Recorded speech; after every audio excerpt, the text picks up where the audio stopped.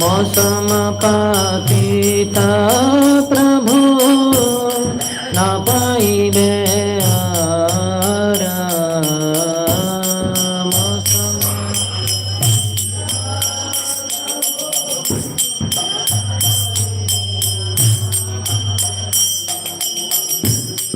हा हा प्रभु नित्यानंद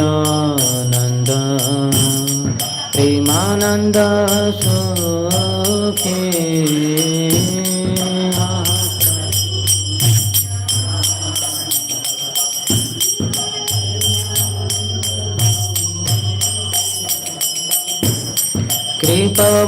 कृपमलोकना कर आमी बड़ दुखे कृपा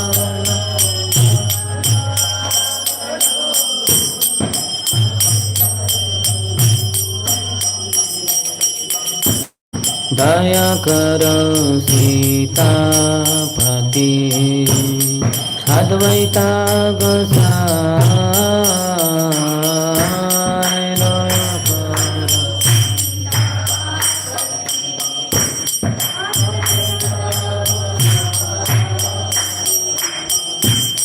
दया कर सीतापति अद्वैता गोसाई दया कर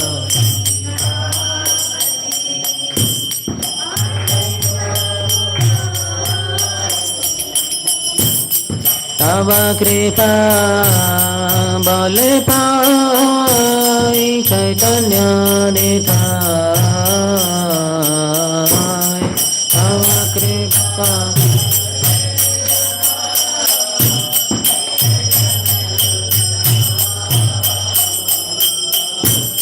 तव कृपा बल पाई चैतन्य निताय तव कृपा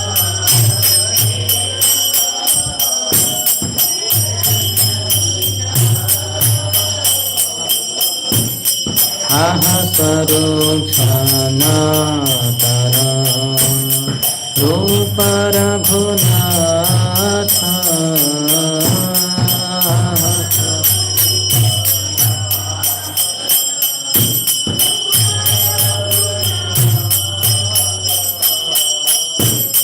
भट्ट जुगा श्रीजीव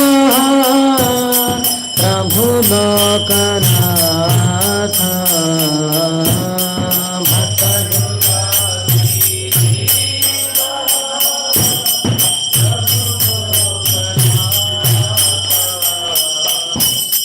दया करो श्री आचार्य प्रभु श्रीनिवास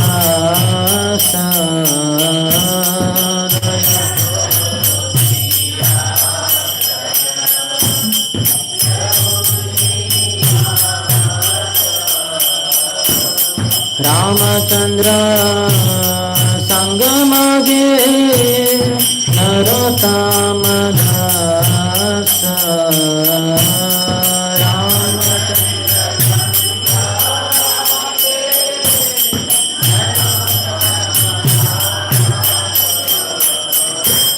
श्री कृष्ण चैतन्य प्रभु नित्यानंद श्री अद्वैत गदाधर श्रीवासदि गौर भक्तवृंद श्री कृष्ण चैतन्य प्रभु नित्यानंद श्री अद्वैत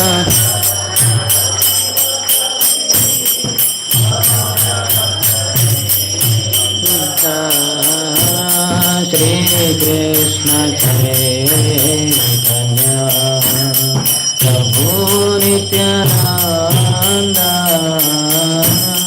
श्री अद्वैत गदाधर श्रीवासदि गौर भक्तवृंद श्री कृष्ण चैतन्य चैतन्य प्रभु Nityanand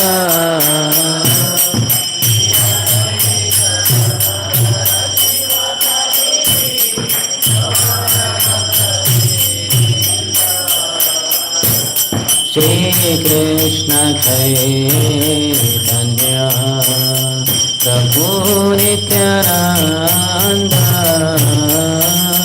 Shri Advaita Gadadhara Srivasadi Gaura Bhakta Vrinda Shri Krishna Chaitanya Prabhu Nityananda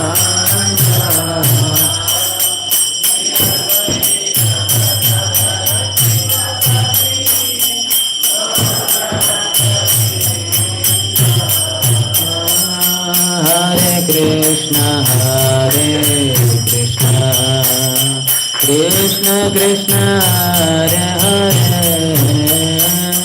Hare Rama Hare Rama Rama Rama Hare Hare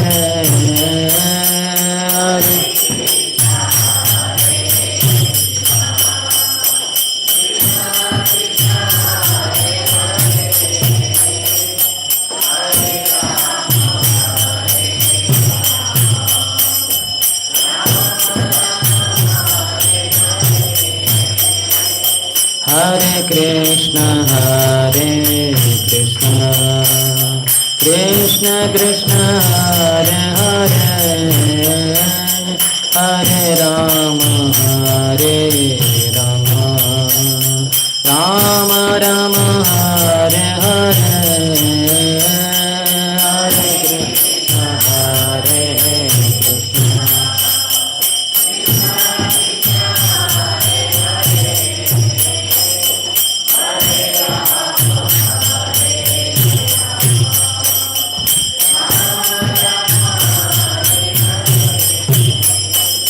Hare Krishna Hare Krishna Hare Krishna Krishna Krishna Hare Hare Hare Rama Hare Rama Rama Rama Hare Hare Hare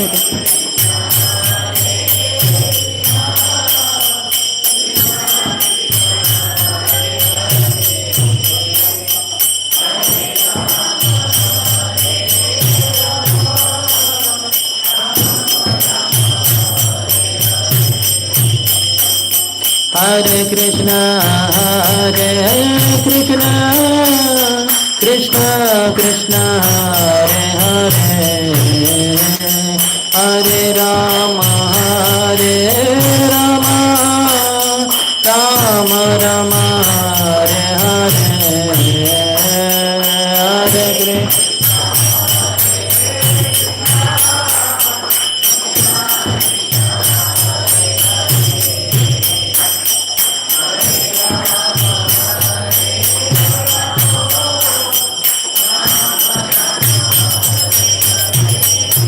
Hare Krishna Hare Krishna Krishna Krishna Hare Hare Hare Ram Ram Ram Hare Hare Hare Krishna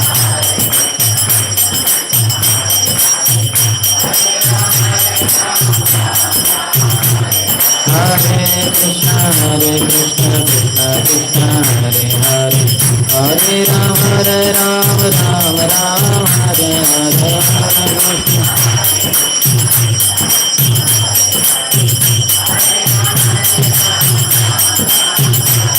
Hare Krishna Hare Krishna Krishna Krishna Hare Hare Hare Ram Ram Hare Hare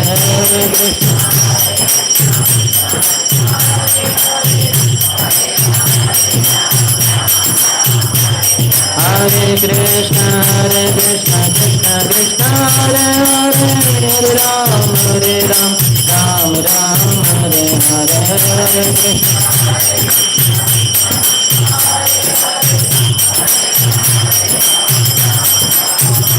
Hare Krishna Hare Krishna Krishna Krishna Hare Hare Hare Rama Rama Rama Hare Hare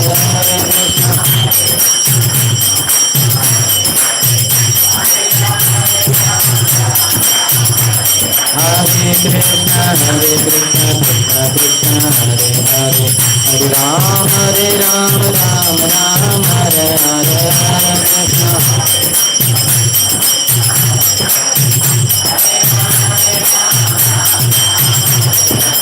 Gauranitai Jaya Gauranitai Gauranitai Jaya Gauranitai Gauranitai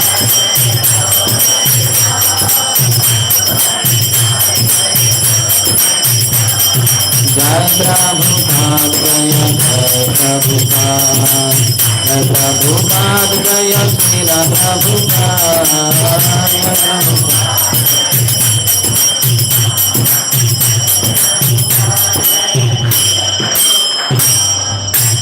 जय ओम विष्णुपाद परमहंस परिव्रजकाचार्य अष्टोत्तर शत श्री श्रीमती श्रीवाइन grace Abhay Charanaravinda Bhakti Vedanta Swami Srila Prabhupada की ISKCON founder Acharya BBT founder Acharya saviour of the whole world Srila Prabhupada की जय ओम विष्णुपाद परमहंस परिव्रजकाचार्य अष्टोत्तर शत श्री श्रीमद भक्ति सिद्धांत सरस्वती गोस्वामी ठाकुर शिल प्रभुपाद की अनंत कोटि वैष्णव वृंद की नामाचार्य शिल हरिदास ठाकुर की प्रेम से कहो श्री कृष्ण चैतन्य प्रभु नित्यानंद श्री अद्वैत गदाधर श्रीवास आदि गौर भक्त वृंद की श्री श्री राधा कृष्ण गोपिका श्याम कुंड राधा कुंड गिरिराज गोवर्धन की ब्रजभूमि श्री वृंदावन धाम की मथुरापुरी धाम की पुरुषोत्तम क्षेत्र श्री जगन्नाथपुरी धाम की श्री नवद्वीप मायापुर धाम की गंगा मैया की यमुना मैया की भक्ति देवी की श्रीमती तुलसी महारानी की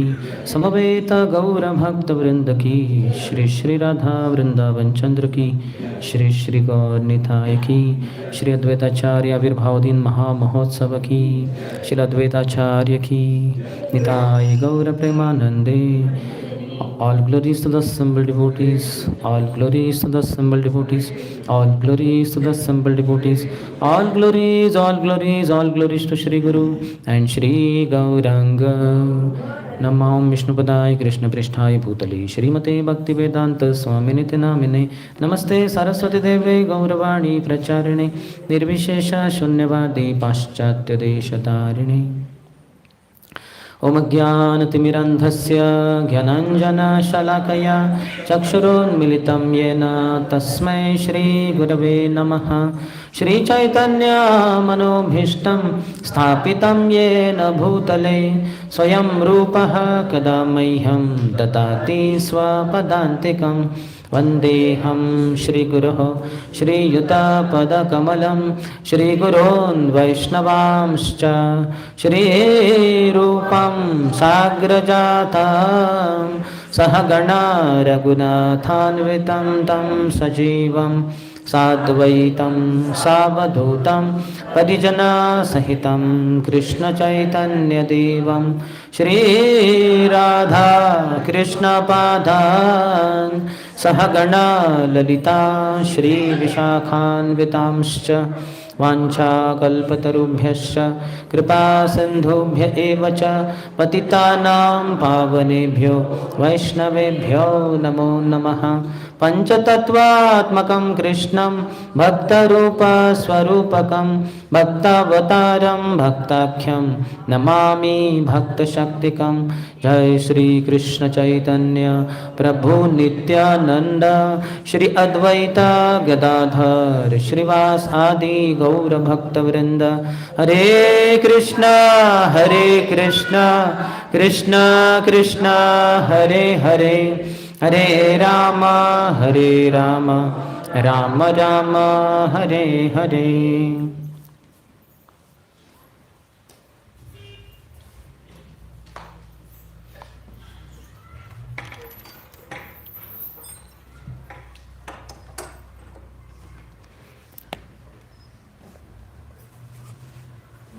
हरे कृष्णा। शनिवार के इस दोपहर के सत्संग कार्यक्रम में आप सभी भक्तों का हार्दिक स्वागत है। आज जो अद्वैत आचार्य का आविर्भाव दिन हम मना रहे हैं, उसके बारे में सुबह हमने चर्चा की थी, उसी को आगे जारी रखेंगे अभी। लेकिन काफ़ी सारे सुबह नहीं थे शायद, कितने जन नहीं थे? प्रायः सभी नहीं थे। तो एकदम संक्षिप्त में मैं 2-4 मिनट में कि अद्वैत आचार्य जो आप देखते हैं, जय श्री कृष्ण चैतन्य प्रभु नित्यानंद श्री अद्वैत गदाधर श्रीवासादि गौर भक्तवृंद, ये भगवान के महान अवतार हैं। जब कृष्ण चैतन्य महाप्रभु के रूप में आते हैं तो अद्वैत आचार्य उनके साथ लीला में उनको मदद करने के लिए प्रकट होते हैं। तो यह है कौन? ये कारणोदक्षय विष्णु और सदाशिव, ये दोनों जो विष्णु तत्व है, तो इनके मिश्रण है, यानी दोनों के मिलन से अद्वैत आचार्य बनते हैं। और इन्होंने ही अपने पुकार से चैतन्य महाप्रभु इस संसार में बुलाया, क्योंकि उन्होंने देखा कि दुनिया की जो स्थिति है बहुत ही भौतिकवादी है, तो वहाँ उनको इस स्थिति से बाहर निकालने के लिए कृष्ण ही कुछ कर सकते हैं, मैं कुछ नहीं कर सकता, मैं तो तुच्छ जीव हूँ, ऐसे उनको अपने नम्रता में लगा। तो फिर इस कारण उन्होंने सोचा कि कैसे भगवान को बुलाया जाए। तो उन्होंने गौतमी तंत्र से एक श्लोक जिसमें लिखते हैं भगवान व्यासदेव लिखते हैं कि अगर कोई प्रेम और भक्ति से भगवान को गंगा जल और तुलसी दल अर्पण करे तो भगवान प्रकट हो जाते हैं उसके लिए, उसके द्वारा बेचे जाते हैं, उसको बिके जाते हैं। तो फिर उन्होंने किया वो, और उसके द्वारा ही श्री चैतन्य महाप्रभु इस संसार में प्रकट हुए। तो इसलिए हम जो चैतन्य महाप्रभु की कृपा हरिनाम के रूप में प्राप्त किए हैं, ये कृपा के मूल कारण अद्वैत आचार्य हैं, जिनके कारण चैतन्य महाप्रभु इस संसार में प्रकट हुए। तो ये हमने उनकी बहुत सारी लीलाएं देखी थी सुबह, तो अभी आगे हम जारी कर रहे हैं, उसको दोहराएंगे तो नहीं, थोड़ा आगे जारी करेंगे। तो चैतन्य महाप्रभु जो निमाई पंडित के रूप में नवद्वीप में उपस्थित थे, वो एक पंडित के समान कार्य कर रहे थे। कृष्ण भक्त ऊपरी रूप से नहीं थे, लेकिन करीबन जब वो 16-17 साल के थे तो वो गए थे गया में। तो गया में गए अपने पितरों के लिए, विशिष्टा पिताजी के लिए पिंडदान करने के लिए। तो वहीं पे उनको गुरु से मुलाकात होती है, और गुरु के द्वारा दीक्षा प्राप्त करने के बाद वो कृष्ण प्रेम में ओतप्रोत हो जाते हैं। और जब आते हैं वापस नवद्वीप में, तो वहाँ कृष्ण प्रेम से इतने भाव विभोर हो जाते हैं कि सभी भक्त एकदम दंग रह जाते हैं कि कितना इनमें परिवर्तन आया। पहले इतने बड़े प्रगाढ़ पंडित थे और सभी के साथ बहुत वाद विवाद करते थे, कृष्ण के बारे में कुछ बातें नहीं करते थे, अभी इतना परिवर्तन हुआ है। तो ये देखकर भक्त बड़े अचंभित और बहुत ही प्रसन्न हो जाते हैं। तो ये खबर जो है, वार्ता, वो अद्वैत आचार्य को बताते हैं। तो अद्वैत आचार्य बहुत ही प्रसन्न होते हैं और उनको भी अच्छा लगता है कि वो कहते हैं वहाँ भक्तों को कि जब ये उनके जो बड़े भाई विश्वरूप, यानी वो भी बालक ही थे, इनके पीछे पीछे आते थे ये विश्वम्बर उनको बुलाने के लिए। तो इनको देखकर मुझे कृष्ण की याद आती थी और मैं इनको आशीर्वाद देता था कि अगर ये कृष्ण बने, ये कृष्ण के भक्त बने तो कितना अच्छा होगा। तो आज ये कृष्ण भक्त बने हैं, तो इनके ही द्वारा पूरे संसार में हरि नाम का, हरि कीर्तन का प्रचार प्रसार होगा, तो बहुत ही अच्छी बात है। फिर उसके बाद कुछ दिनों के बाद, अभी वो तो निमाई पंडित जो है वो अपने विद्यार्थी गणों को पढ़ाते पढ़ाते वो कृष्ण के बारे में बोलना शुरू कर देते उनके अनजाने में, और बोलते बोलते 6 घंटे कृष्ण के बारे में बोलते रहते। तो सभी उनके विद्यार्थी पूछते हैं कि आप तो कृष्ण के बारे में बोलते हैं और कृष्ण भक्ति ही सर्वश्रेष्ठ कहते हैं, तो कृष्ण भक्ति कैसे करनी है? तो उनको सिखाते हुए हरये नमः कृष्ण यादवाय नमः गोपाल गोविंद राम श्री मधुसूदन, और हरे कृष्ण महामंत्र सिखाते। तो उसके बाद फिर कुछ दिनों के बाद वो अपने मित्र चैतन्य महाप्रभु अपने मित्र गदाधर पंडित के साथ अद्वैत आचार्य से मिलने के लिए उनके अद्वैत भवन आते। अद्वैत भवन में यानी अपने ही घर में श्री अद्वैत आचार्य ये भगवान की, यानी उनके जो शालिग्राम शलत हैं उनकी पूजा अर्चना कर रहे होते हैं। पूजा अर्चना वो तुलसी दल अर्पण करके, गंगा जल अर्पण करके कर रहे होते हैं, और भगवान के प्रेम में उत्प्रोत होकर वो भी एकदम जोर से हरे कृष्ण महामंत्र का गायन करते वगैरह, वो भी मदमत्त हो जाते हैं। तो ये देखकर, उनका भाव देखकर, जो निमाई पंडित जो अभी गौर हरि है, भगवान कृष्ण चैतन्य महाप्रभु, वो बहुत ही प्रसन्न हो जाते हैं और उनका भाव देखकर ये ही खुद भाव में चले जाते हैं, वहीं पे बेहोश हो जाते हैं। तो ये देखते हैं अद्वैत आचार्य कि क्या हुआ, ये तो नीचे गिर गए, मूर्छित हो गए। तो अद्वैत आचार्य तुरंत जो उनका पूजा का पात्र था, जो भी कुछ कर रहे थे भगवान की पूजा, वो सब लेके इनकी ही पूजा शुरू कर देते हैं। जो मूर्छित हो गए, जमीन पे लेटे हुए हैं, गिरे हुए हैं, तो उनके लिए घी लाएं, फिर उनके लिए सुवासित जल जो भगवान का करते हैं ये इनका करना शुरू कर देते हैं। ये देखकर उनके ही मित्र चैतन्य महाप्रभु के गदाधर पंडित ये बड़े आश्चर्यचकित हो जाते हैं। बोलते हैं अरे अद्वैत आचार्य ये क्या कर रहे हैं आप? ये भी कोई बात हुई? आप मेरे मित्र की क्यों पूजा अर्चना कर रहे? अभी तो भगवान की कर रहे थे, मेरे मित्र की क्यों कर रहे? यानी मित्र तो एक मानव है ना, सामान्य व्यक्ति, उनकी तो ऐसे पूजा अर्चना नहीं करते, पूजा अर्चना तो भगवान की करते हैं, इनकी क्यों कर रहे हैं आप? तो तुरंत अद्वैत आचार्य कहते हैं अरे गदाधर, कब तक तुम ये समझते रहोगे कि ये एक सामान्य बालक है? कब तुम समझोगे ये साक्षात कृष्ण है, धरातल पे प्रकट हुए हैं संसार में हरि नाम का प्रचार प्रसार करने के लिए। तो ये सुनते ही गदाधर पंडित उनको बहुत ही अच्छा लगता है और उनको समझ में आता है कि मेरा मित्र जो है ये कोई सामान्य व्यक्ति नहीं है, ये साक्षात कृष्ण ही है। तो बड़े प्रसन्न होते हैं और उसके बाद फिर वहाँ से चले जाते हैं। जब उठ जाते हैं चैतन्य महाप्रभु तो अद्वैत आचार्य उस समय अद्वैत आचार्य इस मौके को लाभ उठाते हुए, क्योंकि भगवान स्वयं आए हैं अपने घर में और मूर्छित है, तो तुरंत वो उनके चरण पकड़ लेते हैं और चरणों पे अपना सर रख लेते हैं, उनकी चरण की धूली अपने सर पे ले लेते हैं। जब चैतन्य महाप्रभु थोड़ी देर के बाद मूर्छित अवस्था से होश में आ जाते हैं तो वो कहते हैं कि अद्वैत आचार्य आप तो महान वैष्णव हैं, मैं तो एक तुच्छ जीव हूँ, आपकी कृपा मेरे ऊपर बनाए रखिए, आप मुझे दास के रूप में स्वीकार कीजिए, इत्यादि इत्यादि। तो अद्वैत आचार्य उनकी धूल ले थे, उनको पता नहीं था। तो अद्वैत आचार्य उनसे बहुत प्रसन्न होते हैं और कहते हैं कि आप इस संसार में पूरे जीवात्माओं को हरि नाम प्रदान कीजिए करके। एक बार चैतन्य महाप्रभु जब श्रीवास ठाकुर के घर में होते हैं तो वो गौरांग महाप्रभु वो बलराम के भाव में आ जाते हैं और बलराम के भाव में आते हैं, बलराम जी यानी कृष्ण के बड़े भाई। तो नित्यानंद प्रभु से कहते हैं कि मुझे ना वारुणी दे दो, तो उनको वारुणी यानी एक जल पात्र दिया जाता है, फिर उनको हल मुशल वगैरह दिया जाता है जो बलराम जी के आयुध अस्त्र शस्त्र है। उस समय चैतन्य महाप्रभु कहते हैं कि नाड़ा नाड़ा नाड़ा जोर जोर से पुकारते हैं। तो भक्तों को समझ में आता है नाड़ा क्या है। तो भक्त पूछते हैं कि महाप्रभु आप किसको बोल रहे नाड़ा, कौन है नाड़ा? बोले वही जिनको आप अद्वैत आचार्य के नाम से जानते हैं, वही है नाड़ा।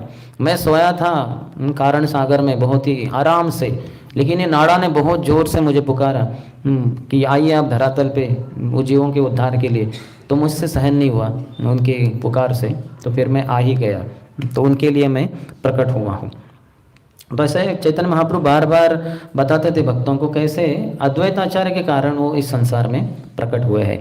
यहाँ तक कि चैतन्य महाप्रभु का जो बहुत अंत में, अभी हम बहुत फास्ट फॉरवर्ड करके चैतन्य महाप्रभु के अंतम में कैसे हुआ, अद्वैत आचार्य ने उनको इंगित किया, क्योंकि चैतन्य महाप्रभु ने पूरे संसार में नवोदुपदेश होके जो हरि नाम शुरू किया, सब संसार में फैला दिया, यानी विशेषतः भारत भूमि में।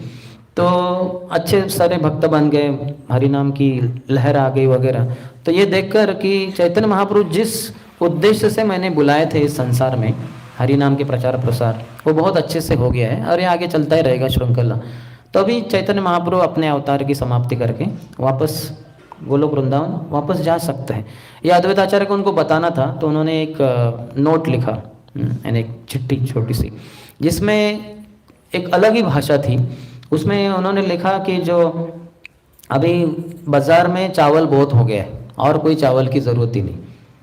तो कौन कहेगा ये क्या है, बाज़ार में चावल बहुत है, चावल की ज़रूरत नहीं। यानी हरि नाम बहुत ही कम था, हरि नाम था ही नहीं, हरि भक्ति थी नहीं, तो वो चावल के समान है जैसे। तो अभी आप आए, हरि भक्ति हरि नाम फैला दिया, तो अभी चावल बहुत हो गया, तो अभी आपके यहाँ रहने की ज़रूरत नहीं, आप जा सकते हैं। क्योंकि भगवान आते हैं और जाते हैं ये बताने के लिए एक चीज़ से, एक तरीके से कि ये संसार नश्वर है, यहाँ हम सबको यहाँ से निकल जाना है। तो भगवान खुद ही इस संसार में रहते नहीं, वो गोलोक वृंदावन या वैकुंठ जगत में रहते हैं।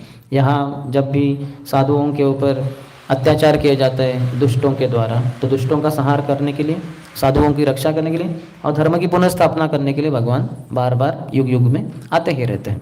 लेकिन उसके बाद वो वापस भी चले जाते हैं वैकुंठ जगत, हमें ये बताने के लिए कि ये संसार नश्वर है। आज हम हैं इधर, कल नहीं है। जैसे आज 2023 चल रहा है, 2093 में, आज से 70 साल के बाद हम में से प्रायः कोई नहीं रहेगा। छोटे बच्चे शायद हो सकते हैं, हम तो शायद चले जाएंगे, हम तो चले जाएंगे। तो चैतन्य महाप्रभु वो उनको बताते हैं कि वो समझ में आता है उनको वो चिट्ठी से कि ये कह रहे हैं कि अभी मैं जा सकता हूँ। तो फिर महाप्रभु की अंतिम लीला है जिसके द्वारा वो भगवत धाम चले जाते हैं, टोटा गोपीनाथ मंदिर में भगवान टोटा गोपीनाथ के विग्रह में प्रवेश करके। तो ये भी अद्वैताचार्य के द्वारा ही हुआ। उनका आना भी महाप्रभु का अद्वैताचार्य के निवेदन पे, और उनका प्रस्थान भी अद्वैताचार्य के निवेदन पे ही हुआ है। तो अद्वैताचार्य का जो भूमिका है इतना महत्वपूर्ण है।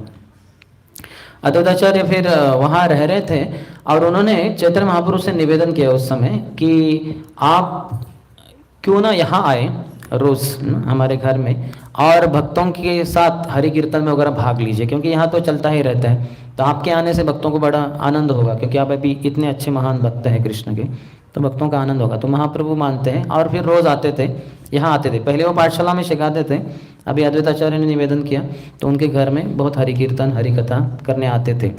बाद में अद्वैताचार्य ने सोचा कि फिर से ये जो मेरे ईश्वर तो आए हैं, लेकिन फिर भी इनकी मैं परीक्षा लेना चाहता हूँ, एक प्रकार का भाव आया। तो उन्होंने सोचा कि देखते हैं ये मेरे मन की बात जानते हैं क्या। तो ये सोचकर वो अपने दूसरा जो घर था शांतिपुर, वहाँ चले गए किसी को बिना बताए। तो वहाँ चले गए और उनके जाने के बाद उन्होंने ये कामना की थी कि अगर ये मेरे सही में ईश्वर है तो फिर ज़रूर मुझे वापस यहाँ बुलाएंगे करके। फिर वो चले गए। तो वहाँ चैतन्य महाप्रभु एक बार इधर उनके घर में या श्रीवास ठाकुर के घर में जो लीलाएं कर रहे थे, तो एक बार कहते हैं रमाई पंडित को कि जाओ अद्वैताचार्य को बुलाओ शांतिपुर से, उनको कहो वो भगवान जिनकी आप आराधना कर रहे थे, जिनको पुकार रहे थे कि आइए संसार में हरि भक्ति हरि नाम का प्रचार कीजिए, वो भगवान तुम्हें अभी यहाँ बुला रहे, यानी नवद्वीप में बुला रहे। आइए आप अपने पत्नी के साथ आइए, पूजा थाली लेके आइए और पूजा अर्चना कीजिए अपने भगवान की। तो रमाई पंडित जाते हैं ढूंढते ढूंढते, शांतिपुर का है तो उनके घर जाते हैं। तो जैसे ही वो आ ही रहे होते हैं, अद्वैताचार्य को समझ में आता है कि ये उसी उद्देश्य से आए, महाप्रभु के द्वारा भेजे गए हैं। लेकिन फिर भी कहते हैं कि रमाई पंडित तुम यहाँ क्यों आए हो। वो कहें कि महाप्रभु ने मुझे भेजा है, महाप्रभु ने संदेशा दिया है कि वो भगवान जिनकी आप आराधना कर रहे थे, उनको पुकार रहे थे आइए जीवात्मा का उद्धार कीजिए, वो अभी प्रकट हुए हैं और आपको नवद्वीप बुला रहे हैं, अपने पत्नी बच्चों के साथ आइए और उनकी पूजा अर्चना कीजिए। तो तुरंत अद्वैताचार्य थोड़ा ही मजाक में कहते हैं कि कहाँ लिखा है शास्त्रों में कि कलयुग में भगवान आते हैं। तो रमाई पंडित कहते हैं कि आप तो सर्वज्ञ, आप सब जानते हैं, आप मेरी ऐसे मत पूछिए वगैरह, आप बस आ जाइए। तो फिर अद्वैताचार्य खुशी खुशी अपनी पत्नी, उनकी दो पत्नियाँ थी, एक सीता देवी और उनकी बहन ही श्री देवी, तो अपनी पत्नी के साथ और बच्चा भी था उनका अच्युतानंद, तो उनके साथ आ जाते हैं नवद्वीप। लेकिन आने के बाद भी और थोड़ी परीक्षा। तो कहते हैं कि रमाई पंडित को कि तुम चले जाओ महाप्रभु के पास, मैं अभी एक जगह पे छिपने वाला नंदन आचार्य के घर में, उनको बताओ मत कि मैं आया हूँ नवद्वीप में, और उनको बताया कि वो बताओ कि मत वो आए नहीं करके, यानी एक तरीके से थोड़ा झूठ। ये लीला है सब, हमें ऐसे नहीं सोचना चाहिए ऐसे कि इससे झूठ बोलते हैं। तो भगवान का झूठ झूठ नहीं होता, वो सत्य होता है, वो परम सत्य होता है। हम सब जो सत्य बोल रहे हैं वो भी झूठ होते हैं, लेकिन नहीं तो भगवान जो बोलते हैं लगता होगा झूठ, लेकिन वो हमेशा सत्य ही रहता है, परम सत्य होता है, वो कभी झूठ नहीं होता वो, क्योंकि भगवान ही साक्षात सत्य के मूर्तिमान स्वरूप है, इसलिए वो जो भी कुछ बोलते हैं परम सत्य ही होता है। रमाई पंडित आते हैं यहाँ भगवान के सामने, महाप्रभु के सामने, और तुरंत महाप्रभु कहते हैं कि कहाँ है अद्वैताचार्य। बोले वो नहीं आए। बोले अच्छा चलो, नंदन आचार्य के घर में जाते हैं और फिर वहाँ जाते हैं महाप्रभु, वहाँ उनको भेजते हैं इनको रमाई पंडित को। और रमाई पंडित जैसे आते हैं फिर से अद्वैताचार्य से कहते हैं कि महाप्रभु ने आपको बुलाया है, उन्होंने मुझे भेजा। हालांकि मैंने तो बताया नहीं था कि आप इधर है करके, लेकिन उन्होंने जान लिया है, तो फिर आइए आप। तो अद्वैताचार्य आते हैं और अपनी पत्नी बच्चों के साथ महाप्रभु के चरणों में गिरते हैं और बड़े प्रसन्न होते हैं, महाप्रभु की पूजा अर्चना करते हैं, जो पूजा थाली लाई थी, बड़े प्रसन्न होकर नृत्य करना लग जाते हैं कीर्तन के साथ। हरे कृष्ण कृष्ण कृष्ण हरे हरे, हरे राम राम राम हरे हरे। तो बड़े प्रसन्न होते हैं और नाचते रहते हैं। और उस समय महाप्रभु उनको प्रसन्न होकर कहते हैं कि आप कुछ वरदान मांगिए। तो तुरंत चैतन्य महाप्रभु को वरदान मांगते हैं अद्वैताचार्य कि आप आए हैं धरातल में पूरे जीवात्मा का उद्धार करने के लिए, तो मैं यही चाहता हूँ कि आप कौन ऊंचा कौन नीचा, कौन पात्र है कौन अपात्र है, ऐसा बिल्कुल न सोचते हुए हर किसी को कृष्ण भक्ति कृष्ण नाम प्रदान कीजिए, सिवाय उन लोगों के जो आपके भक्तों के अपराध करते हैं, उनको छोड़कर। तो अद्वैताचार्य इतने करुणा से भरा है उनका हृदय, दया से सभी जीवात्माओं के उद्धार के लिए, लेकिन उन्होंने ये स्पष्ट कहा है कि सभी का चैतन्य महाप्रभु उद्धार करेंगे सिवाय उनके जो वैष्णवों का अपराध करेंगे। तो इसलिए हमें वैष्णव अपराध नहीं करना चाहिए। अपराध यानी उनके प्रति अनादर, उनको किसी तरह से कम ऐसे जानना, उनको बोलना गलत तरीके से, ऐसे अपराध नहीं करना चाहिए। वो मिथ्या अहंकार के कारण होता है, रजोगुण तमोगुण के कारण होता है। हम अपने आप को श्रेष्ठ समझते हैं और अन्य वैष्णवों को निम्न स्तर के समझते हैं, फिर उनको कुछ गलत वगैरह बोल देंगे या उनको नीचा दिखाएंगे। ये सब महान भक्तों को या भगवान को ये प्रसन्न नहीं है। इसलिए इन्होंने स्पष्ट रूप से जो वरदान मांगा उसमें कहा कि सभी को कृष्ण प्रेम दीजिए सिवाय उनके जो भक्तों का अपराध करते हैं। तो महाप्रभु कहे जरूर मैं सबका उद्धार करूंगा। थोड़े दिनों के बाद चैतन्य महाप्रभु महाप्रकाश लीला की रचना करते हैं।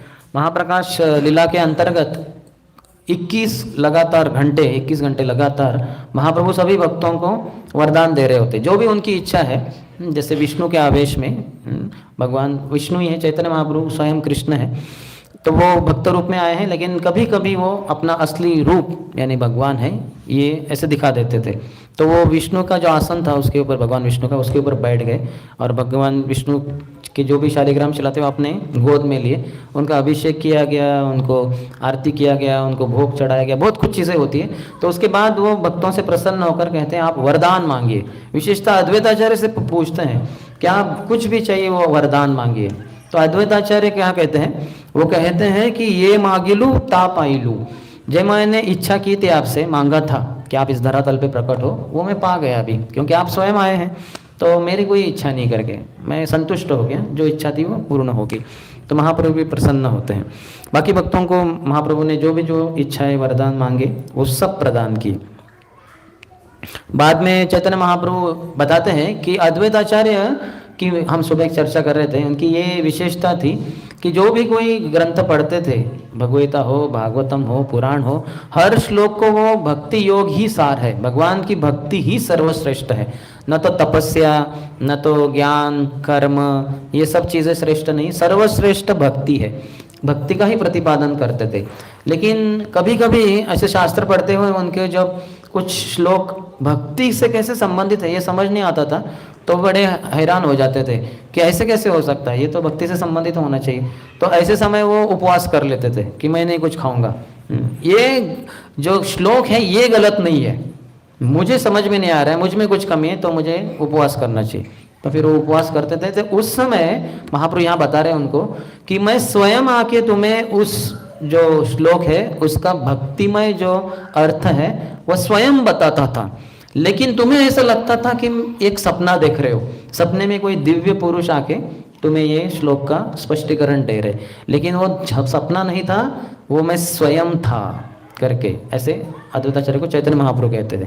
और कहते थे कि सभी मैंने आपके जो उलझने थी उसको सुलझाया था, उत्तर दिया था, जो आप सपना सोच रहे थे प्रत्यक्ष रूप से मैं उत्तर दे रहा था, सिवाय एक के, एक जो श्लोक है उसका मैंने आपको स्पष्टीकरण नहीं दिया था, तो उसके बारे में अभी आपको मैं बताता हूँ। तो वो सुबह हमने बताया था 11वां स्कंदी को 13वां अध्याय है, परमात्मा के बारे में वो श्लोक है, सर्वत्र पाणिपादम तत् सर्वतोक्षि शिरोमेत्तम।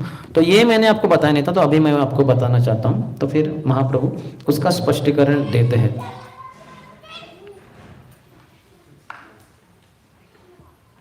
फिर अद्वैताचार्य वहाँ भगवान को बताते हैं एक बार कि अद्वैताचार्य की क्या कामना है और वो किस तरह से हमें भक्ति करने के लिए करना चाहते हैं, ये हमें समझना बहुत महत्वपूर्ण है। तो अद्वैताचार्य खुद ही इसका स्पष्टीकरण देते हैं।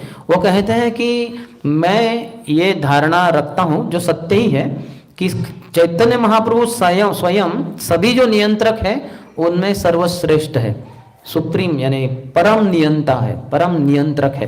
जो भी संसार में स्वामी है, यहाँ तक कि अवतार है भगवान के, राम, नृसिंह, वराह, वामन, कूर्म, मत्स्य, भगवान के अनगिनत अवतार है, ये सभी के स्रोत और सभी के नियंत्रक बोले जाए तो चैतन्य महाप्रभु यानी कृष्ण स्वयं जो चैतन्य महाप्रभु के रूप में आए वो स्वयं है करके। और कोई अगर इसको नकार देता है तो मैं उसे अपनी कृपा नहीं देता। वो भक्ति में कभी भी प्रगति नहीं कर पाएगा।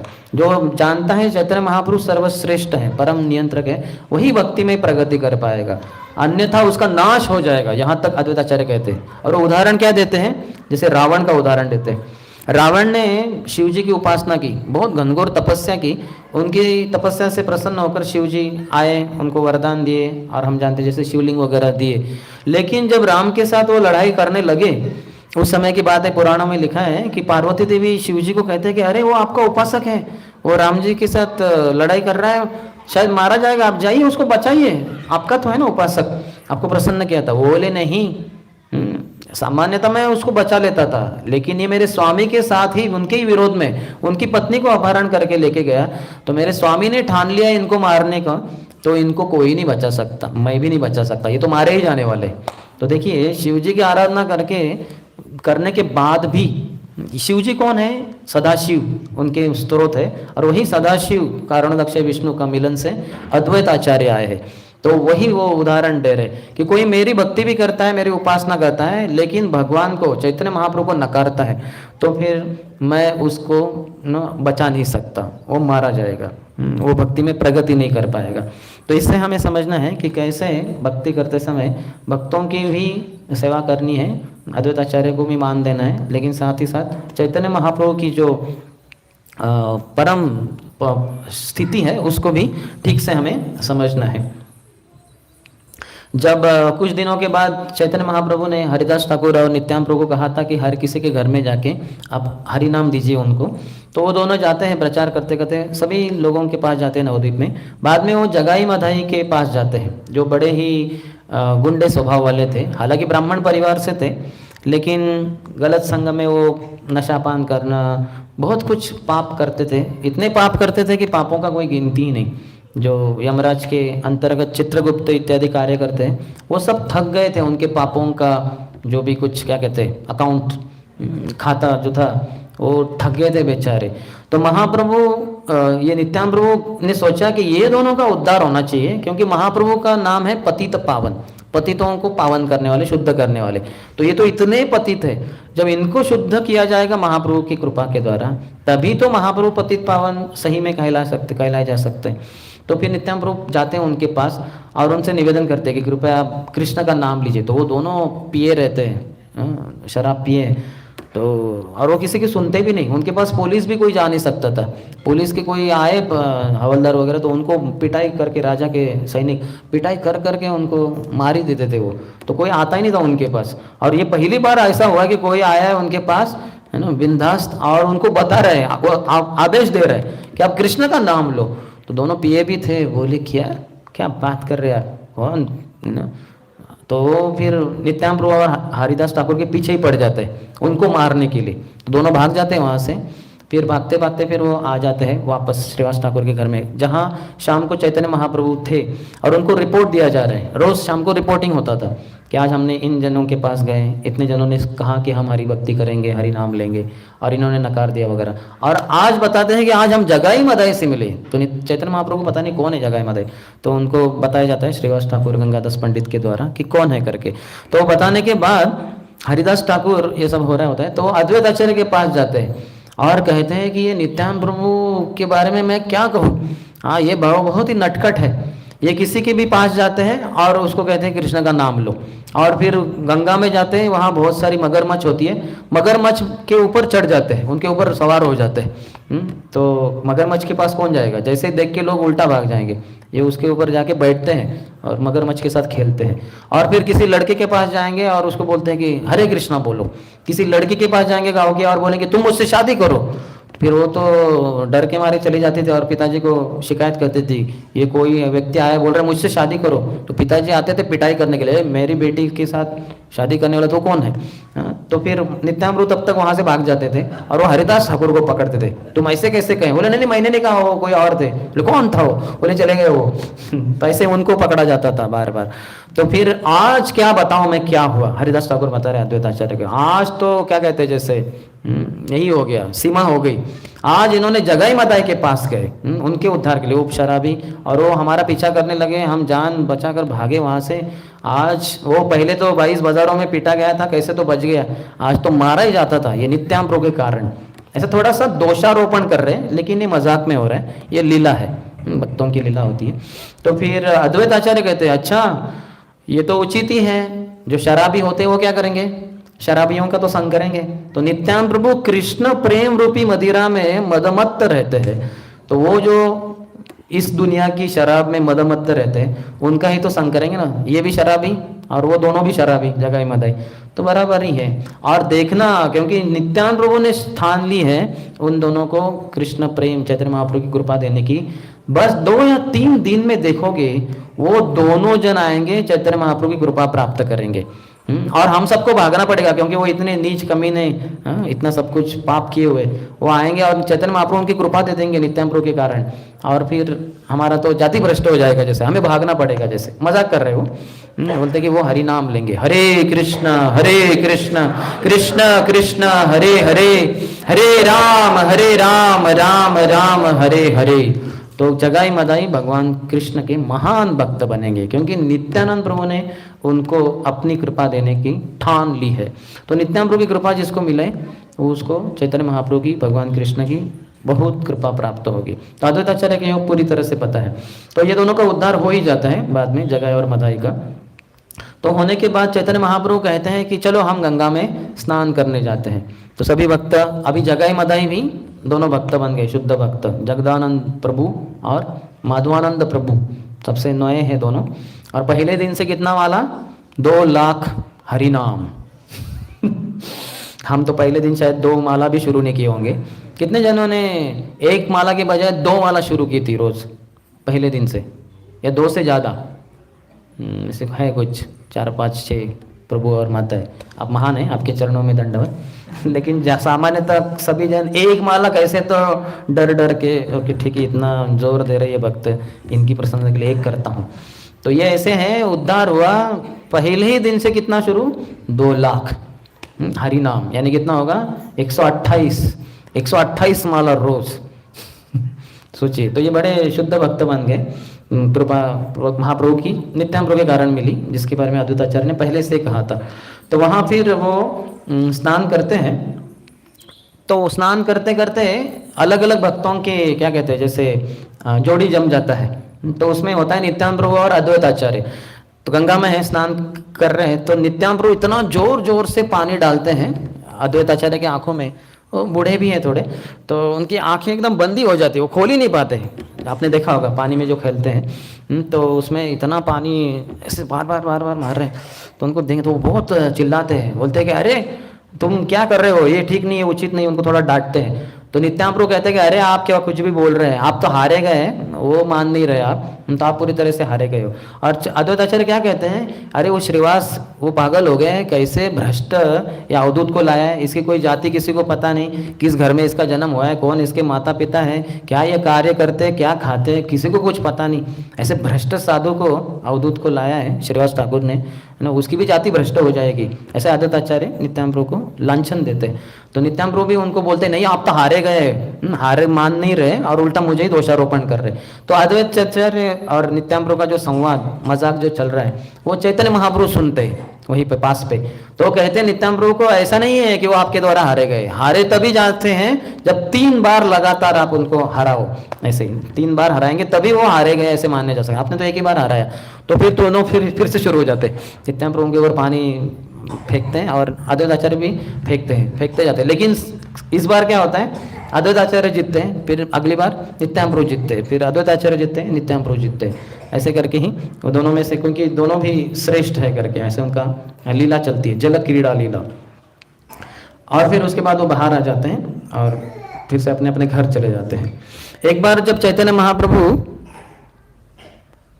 नृत्य कर रहे होते हैं तो अद्वैत आचार्य उनके चरणों की धूली ले लेते हैं और चैतन्य महाप्रभु को अच्छा नहीं लगता कि आप ऐसे धूली क्यों ले रहे हैं। फिर उन दोनों का थोड़ा सा नोकझोंक होता है प्रेम से, और फिर अद्वैत आचार्य भगवान चैतन्य महाप्रभु को प्रार्थना अर्पण करते हैं, क्योंकि आप इस धरातल पे सभी जीवात्माओं का उद्धार करने के लिए आए, हम बड़े आपसे प्रसन्न हैं करके। एक बार चैतन्य महाप्रभु जब आ रहे होते श्रीवास ठाकुर के घर में कीर्तन के लिए, तो रास्ते में गंगा किनारे कुछ भौतिकवादी लोग नवद्वीप के उनकी भर्त्सना करते हैं, वैष्णवों की भर्त्सना करते हैं, उनके अपराध करते हैं, गलत बोल देते हैं वैष्णव के बारे में, ये सब न हम सबको परेशान करते हैं, ज़ोर ज़ोर से हरे कृष्ण महामंत्र चिल्लाते वगैरह वगैरह। तो महाप्रभु को अच्छा नहीं लगता, लेकिन क्या करें, गंगा किनारे जा रहे हैं, ये सुनना पड़ा उनको, तो बड़े व्यथित हो जाते हैं महाप्रभु। उसी व्यथित भावना से आते हैं श्रीवास ठाकुर के घर में और सभी भक्तों को बताते हैं कि मैंने ऐसे वैष्णवों के बारे में गलत सुना ये भौतिकवादी लोगों से, तो कृपया आप कीर्तन शुरू कीजिए। ये कीर्तन के प्रभाव से मेरा मन जो दूषित हुआ वैष्णवों का अपराध सुनकर, तो उससे वो शुद्ध हो जाएगा। तो सभी भक्त जोर से चिल्लाते हैं, हरे कृष्णा कृष्ण कृष्ण हरे हरे, हरे राम राम राम हरे हरे। कीर्तन बड़े जोर शोर से शुरू होता है, थोड़े समय चलता है, महाप्रभु नृत्य करते हैं, लेकिन फिर से रुक जाते हैं, कहते हैं कि मुझे आनंद नहीं आ रहा है। तो शायद ज़्यादा ही वो अपराध भक्तों का मैंने सुना, जो भक्तों का अपराध सुनते हैं तो मन मलिन हो जाता है, फिर भगवान का स्मरण नहीं होता, भक्ति में रस नहीं आता। तो फिर से महाप्रभु कहते हैं कि फिर से कीर्तन कीजिए जोर से, तो फिर से भक्त कीर्तन शुरू करते हैं, हरे कृष्ण कृष्ण कृष्ण हरे हरे, हरे राम राम राम हरे हरे। तो थोड़ी देर कीर्तन चलता है, फिर से महाप्रभु कीर्तन को रोक देते हैं, कहते हैं नहीं, मुझे आनंद नहीं आ रहा है, शायद मैंने उस तरफ से आना ही नहीं चाहिए था, लेकिन ये सब हो गया। अभी मुझे समझ में नहीं आ रहा है कि क्यों मुझे कृष्ण प्रेम रस प्राप्त नहीं हो रहा है, किसी ने शायद ये मुझसे चुरा लिया, तो क्यों ऐसा हुआ। तो अद्वैत आचार्य भी थोड़ा मजाक के मूड में रहते हैं, तो वो कहते हैं कि जो कृष्ण प्रेम था वो मैंने आपसे चुरा लिया है। आप तो ऐसे सभी पूरे संसार के लोगों को बांट रहे हैं, किसी को भी बांट रहे हैं, पापी से पापी जगाई मदाई को बांटा, ये नित्यानंद प्रभु अवधूत ये क्या कुछ खाते हैं, कहाँ से आए, किसी को पता, उनको भी देते हैं, लेकिन मैं और श्रीवास बस हम दोनों को छोड़ के सभी को देते हैं। तो फिर क्या करें, अगर कोई जबरदस्ती अपना धन घर में छुपा के रखे तो चोर का क्या करेगा बेचारा, वो तिजोरी फोड़ के ही तो चोरी करेगा ना, और क्या उपाय नहीं है। तो मैंने वो कृष्ण प्रेम रूपी धन आपके हृदय में जो था उसको चोरी कर लिया।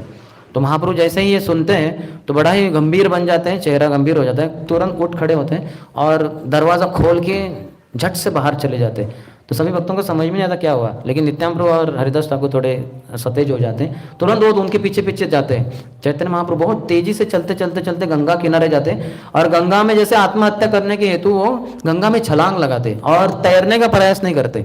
हालांकि तैरने में महाप्रभु निपुण थे, बचपन से ही तैराकी थे, लेकिन अभी तैरने का उनका कुछ इच्छा नहीं है। तो तुरंत नित्यानंद प्रभु हरिदास ठाकुर छलांग लगाते हैं, महाप्रभु को पकड़ते हैं और उनको बचाकर किनारे पे लेके आते हैं और कहते हैं कि महाप्रभु आप क्या कर रहे हैं। बोले आपने क्यों बचाया मुझे। तो मैंने पहले भौतिकवादी लोगों का ये सब गलत सुना, भक्तों का अपराध, इसके कारण मेरा दूषित हो गया जीवन। तो ऐसे शरीर को रखने से क्या फ़ायदा, जो भक्तों के अपराध को सुना है उससे अच्छा कि मैं शरीर को त्याग दो वगैरह। तो वो कैसे तो महाप्रभु को शांत करते हैं। तो महाप्रभु कहते हैं कि फिर अभी मैं वापस नहीं जाऊंगा भक्तों के बीच में, अभी मैं नंदन आचार्य के घर जा रहा हूँ, किसी भी भक्तों को बताना मत मैं कहाँ हूँ करके। बिल्कुल कुछ भी पूछे वो बताना मत मैं कहाँ गया हूँ। तो फिर चैतन्य महाप्रभु चले जाते हैं नंदन आचार्य के घर और नंदन आचार्य बड़े आश्चर्यचकित हो जाते हैं, अरे अचानक कैसे आ गए महाप्रभु, कुछ बताए नहीं पहले। और बड़े प्रसन्न होते हैं, महाप्रभु की पूजा अर्चना करते हैं, उनका स्वागत करते हैं, उनको अच्छा सा खिलाते हैं, उनके साथ चर्चा करते हैं भगवत भक्ति की। और यहाँ क्या होता है, नित्यानंद प्रभु हरिदास ठाकुर भक्तों के बीच में आते हैं तो भक्त जो देखे महाप्रभु का चेहरा गंभीर हो गया था, अचानक दरवाजा खोल के चले गए थे, क्या हुआ पता नहीं। तो ये दोनों भागे थे उनके पीछे, तो उनको आने के बाद पूछते हैं कि कहाँ है महाप्रभु। तो शांति रहते, यानी जैसे हमें पता नहीं, हम तो गए थे लेकिन वो जैसे अदृश्य हो गए थे, हमें पता नहीं कहाँ चले गए वगैरह। तो भक्त बड़े परेशान हो जाते हैं कि ऐसे कैसे हो गया, महाप्रभु चले गए क्या, इस संसार को ही छोड़ के चले गए क्या। विशेषतः अद्वैत आचार्य को ये लगा कि ऐसा तो नहीं हुआ कहीं, मेरे बोलने से महाप्रभु को बहुत ही बुरा लगा और ये संसार को छोड़ के चले गए। तो सभी भक्त बड़े व्यथित होकर वो चले जाते हैं अपने अपने घर। और अद्वैत आचार्य विशेषकर वो तो उपवास करते हैं, वो कहते हैं कि मेरे गलती से महाप्रभु चले गए, व्यथित हुए, तो मैं तो कुछ खाऊंगा ही नहीं करके। तो ऐसे फिर 1-2 दिन बीत जाते हैं, भक्त कुछ ले ही नहीं रहे। तो दूसरे दिन फिर चैतन्य महाप्रभु श्रीवास ठाकुर को बुलावा भेजते हैं नंदन आचार्य के द्वारा कि जाओ श्रीवास ठाकुर को बुलाओ, किसी भक्तों को बताना मत कि मैंने भेजा है करके। तो श्रीवास ठाकुर आते हैं तो महाप्रभु उनको पूछते हैं तो क्या हुआ, कल जैसे मैं चला गया उसके बाद क्या हुआ। तो वो कहते हैं कि सभी भक्त बड़े परेशान हैं, आपसे मिल नहीं पाए, आप कहाँ चले गए किसी को पता नहीं, तो सब बड़े परेशान हैं, किसी को भक्ति में रस नहीं आ रहा, कीर्तन में भाग नहीं ले रहे। अद्वैत आचार्य तो उपवास ही करते जा रहे हैं, शायद वो आपका दर्शन नहीं हो तो फिर वो शायद एक प्राणी त्याग दे। उनको बहुत बड़ा बुरा लग रहा है कि शायद उनके कारण ऐसे हुआ। तो महाप्रभु कहते हैं कि ठीक है। फिर महाप्रभु आते हैं भक्तों के बीच में और फिर सभी भक्तों से मिलते, सभी भक्त बड़े आनंदी हो जाते हैं, उत्साही हो जाते हैं। उनको अच्छा लगता है कि महाप्रभु वापस आ गए करके। और उस समय चैतन्य महाप्रभु से फिर से अद्वैत आचार्य माफ़ी मांगते हैं कि मेरे कारण शायद मुझसे गलती हो गई, आप मुझे माफ़ कर दीजिए। तो महाप्रभु कहते हैं कि नहीं, आपकी कोई गलती नहीं करके। और फिर एक उदाहरण देते हैं कि कैसे एक जो गवर्नमेंट का क्या कहते हैं उसको, एक एडमिनिस्ट्रेटर रहेगा, एक जैसे प्रशासक रहेगा, तो वो राजा के तरफ से कुछ कर वगैरह वसूली करता है। राजा का वो व्यक्ति है तो कर वगैरह वसूली करता है, उसके हाथ में अधिकार है। लेकिन अगर वही प्रशासक अगर उससे कुछ गलती हो जाए तो राजा उसको दंडित भी करवाएगा, उसको दंड देने से पीछे नहीं हटेगा। तो उसी तरह से ना आपको भी मैंने थोड़ा सा दंड के रूप में, जैसे मजाक में बोल रहे महाप्रभु, मैं थोड़ा सा आपकी आंखों से दूर चला गया करके, तो इसमें आप बुरा मत मानिए। तो ये सेवक के लिए कभी कभी राजा ऐसे कर सकता है। तो अद्वैत आचार्य बहुत ही प्रसन्न होते हैं ये सुनकर कि महाप्रभु ने मुझे सेवक के रूप में स्वीकारा है, क्योंकि इसी कारण उन्होंने थोड़ा सा जैसे दंड जैसे दिए। मेरे आंखों से चले गए दूर और फिर वापस प्रकट नहीं हो रहे थे, तभी आए हैं एक दिन के बाद वगैरह। तो अद्वैत आचार्य को बहुत ही प्रसन्नता होती है कि अगर ऐसा है कि मुझे सेवक के रूप में महाप्रभु ने स्वीकारा तो ये मेरे जीवन का बड़ा सौभाग्य है करके। कुछ दिनों के, और इसमें एक समस्या क्या थी, अद्वैत आचार्य क्यों प्रसन्न हुए, क्योंकि चैतन्य महाप्रभु अद्वैत आचार्य को, हम देख सकते हैं वहाँ जो फोटो है 5 जनों का, अद्वैत आचार्य जो सफ़ेद धोती पहने हुए हैं, तो सफ़ेद उनके बाल है, सफ़ेद उनकी दाढ़ी है, तो बहुत बूढ़े थे। चैतन्य महाप्रभु से करीबन 50 साल उम्र में ज़्यादा थे। तो चैतन्य महाप्रभु इस समय जब ये लीला कर रहे हैं तो करीबन 20 साल के होंगे, तो अद्वैत आचार्य करीबन 70 साल के हैं। तो काफ़ी बूढ़े हैं और काफ़ी बुजुर्ग हैं, और है भी तो चैतन्य महाप्रभु के जो गुरु ईश्वरपुरी, उनके गुरु भाई है, यानी गुरु तुल्य ही है, गुरु के समान ही है चैतन्य महाप्रभु को। तो बार बार चैतन्य महाप्रभु उनके चरणों में दंडवत करते थे, उनके चरणों की धूलि अपने सर पे रखते थे। अद्वैत आचार्य को अच्छा नहीं लगता था कि ये तो साक्षात ईश्वर कृष्ण है और ये मेरे चरणों की धूलि कैसे ले सकते हैं। तो कभी कभी भागते थे, लेकिन वो बूढ़े और चैतन्य महाप्रभु जवान, तो जबरदस्ती उनके चरण पकड़ के धूलि ले ही लेते थे। तो इसलिए अद्वैत आचार्य को बड़ा बुरा लगता था। लेकिन ये लीला जो हमने अभी चर्चा की थी, उसमें महाप्रभु ने उनको बताया कि आपको जैसे सेवक को जैसे दंडित करता है राजा, तो उसी समान तुम, वो खुश हो गए। लेकिन फिर भी बारंबार ऐसा ही होता था कि ज़्यादातर है ना अद्वैत आचार्य की धूल ले ही लेते थे महाप्रभु। ऐसा कभी कभार हुआ जब महाप्रभु भावावेश में मूर्छित हो जाते थे तो अद्वैत आचार्य उनकी धूली ली चरणों की, लेकिन ज़्यादातर चैतन्य महाप्रभु धूली लेते थे। तो इससे थोड़ा लीला के अंतर्गत परेशान होकर अद्वैत आचार्य ने सोचा कि अभी कुछ तो करना ही चाहिए जिसके द्वारा अभी महाप्रभु मुझे सेवक के रूप में स्वीकार करे। तो उन्होंने एक बड़ा योजना किया। वो योजना की क्या थी कि मैं मायावाद तत्व ज्ञान का प्रचार करूंगा।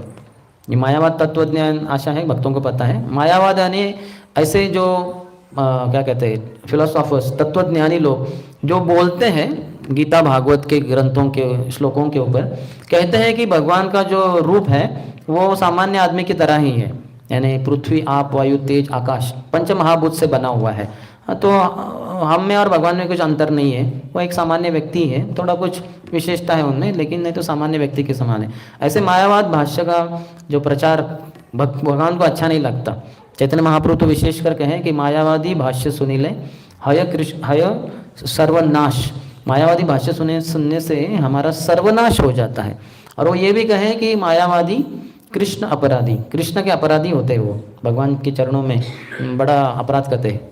हमारे आचार्य उदाहरण देते हैं, अगर कोई पत्नी कहे मेरे पत्नी इतने सुंदर इतने विशेष, उनके कान नहीं है, उनका नाक नहीं है, उनकी आंखें नहीं है, उनका सर नहीं है, उनके हाथ नहीं है, उनके पाँव नहीं है, उनका पेट नहीं है, उनकी छाती नहीं है, उनकी पीठ नहीं है, तो वो पत्नी अपने पति का क्या गुणगान कर रही है, समझ रहे हैं? बोले मेरे पति बहुत ही अच्छे हैं, जिनके हाथ नहीं, पाँव नहीं, कान नहीं, पेट नहीं, कुछ नहीं, तो है क्या फिर पति कौन है फिर?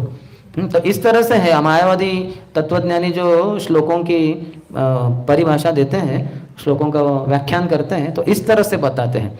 तो यही तत्वज्ञान अभी मैं सिखाऊंगा। ऐसे अद्वैत आचार्य ने ठान ली और उसके लिए वो शांतिपुर चले गए अपने दूसरे घर, और वहाँ पे उन्होंने शुरू कर दिया ये तत्व ज्ञान। जो ब्राह्मण थे वहाँ के, जो अद्वैत आचार्य से सुनने के लिए काफ़ी बार लोग आते थे, तो काफ़ी लोग आते थे, तो उनको बीच में वो बताने लगे योग वशिष्ठ तत्वज्ञान, वो ग्रंथ से बताने लगे शंकराचार्य के तत्वज्ञान से, उस क्या ऊपर आधारित। तो चैतन्य महाप्रभु तो सर्वज्ञ हैं, सब जानते, तो उन्होंने ठान लिया कि चलो हम अद्वैत आचार्य से मिलने के लिए जाते हैं। नित्यानंद प्रभु को बताया, चलो यहाँ नवद्वीप में थे तो दोनों जाते हैं। बड़ी लंबी कथा है, लेकिन संक्षेप में वो एक बीच में एक सन्यासी से मिलते हैं, ललितपुर गांव गंगा किनारे ही होता है। तो वहाँ ललितपुर के वो किनारे, गंगा के किनारे, वहाँ वो एक सन्यासी के कुटीर को देखते हैं। तो महाप्रभु पूछते हैं कि ये क्या है? बोले यहाँ एक सन्यासी रहते। बोले सन्यासी तो अच्छा है, चलो उनके आशीर्वाद लेते हैं। वहाँ जाते हैं तो सन्यासी उनको आशीर्वाद देते हैं, जैसे दंडवत किया। बोले आपको सब धन संपत्ति प्राप्त हो, स्त्री के साथ भोग करने को मिले, सभी भौतिक ऐशो आराम मिले आपको। तो महाप्रभु बोलते हैं अरे ये कैसे वरदान है, ये तो शाप दे रहे हैं आप हमें। ऐसा कोई वरदान देता है क्या कि धन संपत्ति मिले, स्त्री के साथ भोग करो वगैरह? ये अच्छा नहीं है महाशय, ऐसा कैसे आपने महाराज ऐसे वरदान दिया?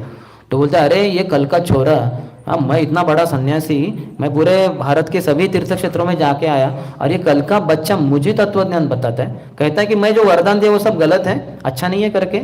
तो थोड़ा गर्म हो जाते हो।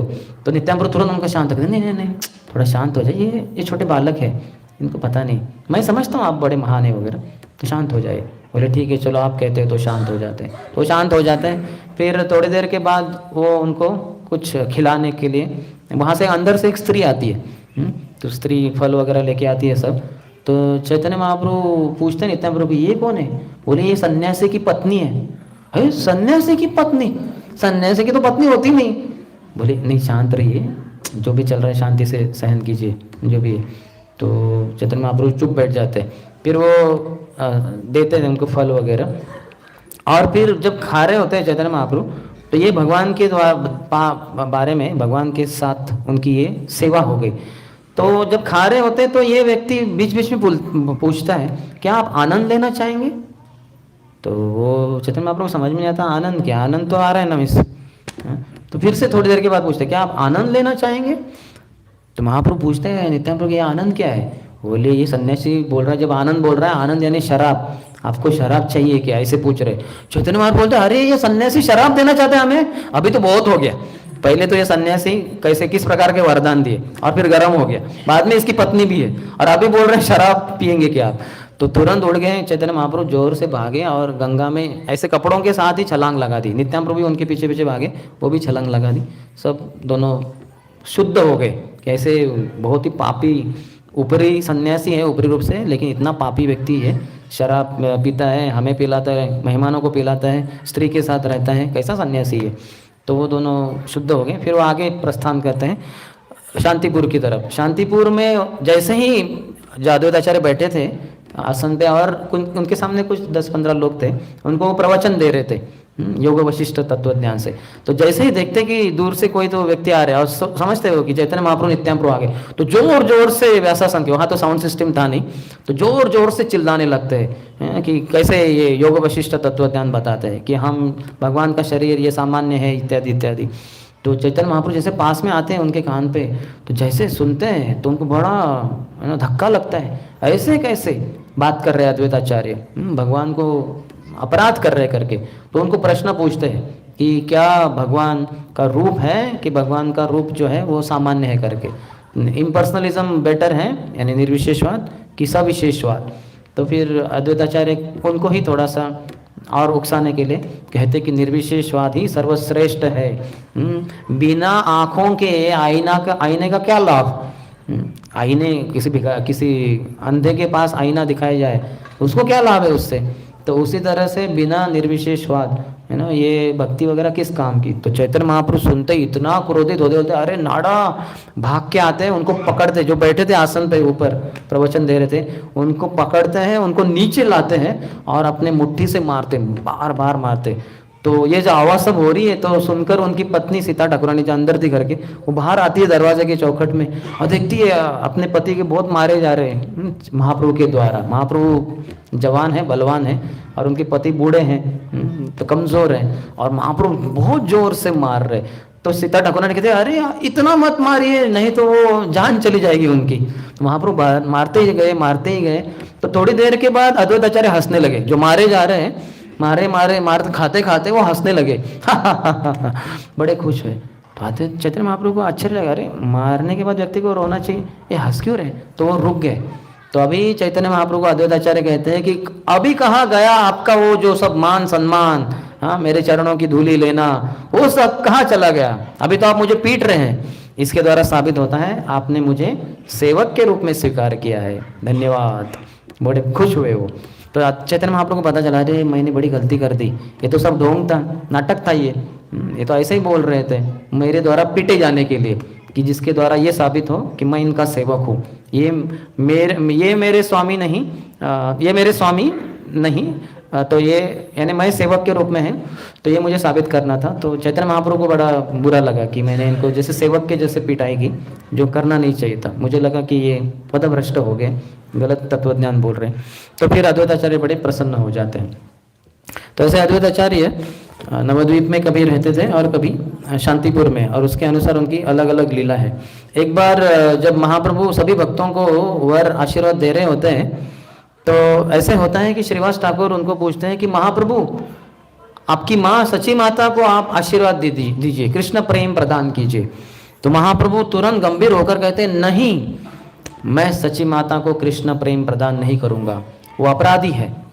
तो सभी भक्त आश्चर्यचकित हो जाते हैं, ऐसे कैसे, कैसा अपराध किया? वो तो जगत माता है, वो तो देवकी है, वो तो यशोदा है, ऐसे कैसे अपराध हो सकता है? भगवान की माँ कैसे थोड़ा अपराधी हो सकती है? तो फिर सभी जाते हैं, भाग के कहाँ जाते हैं? वो भाग के जाते हैं अद्वैत आचार्य के पास। महाप्रभु बताते हैं उनको कि इन्होंने अद्वैत आचार्य का अपराध किया है। तो भक्तों को पता ही नहीं कि अद्वैत आचार्य के प्रति सची माता ने क्या अपराध किया, क्योंकि ये जो कीर्तन वगैरह होते थे उसमें महाप्रभु जाते थे, सची माता नहीं जाती थी उनके घर में, अद्वैत आचार्य के घर में वगैरह। तो ऐसे कैसे अपराध हो गया? भक्तों को पता ही नहीं था। तो तुरंत अद्वैत आचार्य के पास जाते हैं और कहते हैं कि अद्वैत आचार्य है ना, ऐसा हुआ है कि सची माता के बारे में महाप्रभु कह रहे हैं कि उन्होंने आपका अपराध कर दिया। तो अद्वैत आचार्य कहते हैं, अपराध कैसे हो सकता है? वो तो जगन माता है, वो देवकी है, वो यशोदा है, वो उनके गर्भ के द्वारा भगवान प्रकट हुए, ऐसा हो ही नहीं सकता। और माता सची के गुणों का वर्णन करते करते करते अद्वैत आचार्य भाव विभोर होकर जमीन पे मूर्छित हो जाते।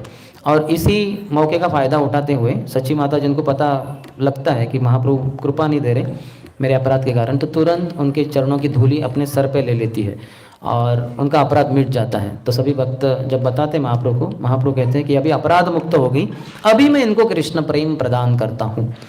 तो इस घटना के द्वारा, लीला के द्वारा महाप्रभु हम सबको समझाना चाहते हैं कि आप कोई भी कितने बड़े चढ़े भक्त क्यों ना हो, यहाँ तक कि भगवान की माँ भी क्यों ना हो, तो इन्होंने अगर कुछ अपराध किया है भक्तों के प्रति, विशेषतः महान भक्तों के प्रति जैसे अद्वैत आचार्य, तो फिर उनको कृष्ण प्रेम प्राप्त नहीं हो सकता। तो ये एक लीला है। तो इसमें अपराध क्या हुआ था माता सची के द्वारा, तो इसका वर्णन भी वृंदावन दास ठाकुर करते हैं कि जब माता सची के तो वैसे 8 पुत्रियां हुई थी, सभी जन्म लेने के बाद उनकी मृत्यु हो जाती थी। तो उनको बड़ा दुख हुआ था पति पत्नी को, सची माता और जगन्नाथ मिश्रा को। तो उन्होंने भगवान की बड़ी आराधना की, पूजा अर्चना की, शालिग्राम शिला की कि भगवान हमें कृपा कीजिए, हमारे जो भी कुछ अपराध पाप है नष्ट कीजिए, ऐसे पुत्रियों का मृत्यु हो गया करके।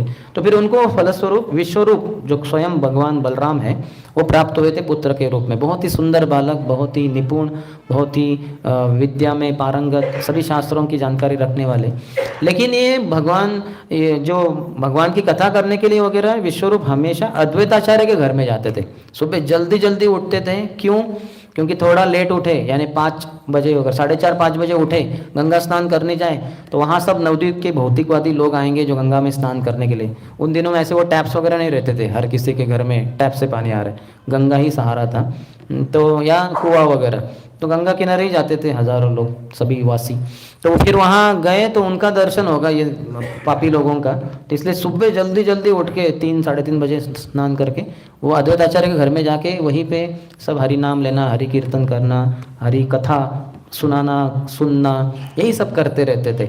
और बाद में जब माता पिता ने सोचा कि अरे इससे तो विरक्त हो रहे हैं, अनासक्त हो रहे हैं, भौतिक जीवन में कुछ आसक्ति नहीं, इनकी विवाह कर देते हैं, तो विवाह करने की सोची, जैसे ही पता चला इनको तो ये तुरंत घर से भाग गए और उन्होंने संन्यास ले लिया, कभी वापस घर लौटे ही नहीं। तो सची माता को बड़ा बुरा लगा कि अरे मेरे बेटे का घर से निकल जाना के कारण क्या है, अद्वैत आचार्य, इनके घर में ही जाके इतना भक्ति करके हमने बेटे को खो दिया, तो अद्वैत आचार्य ये अच्छे नहीं है। तो इनको मन में लगा था, किसी से बात नहीं किया था।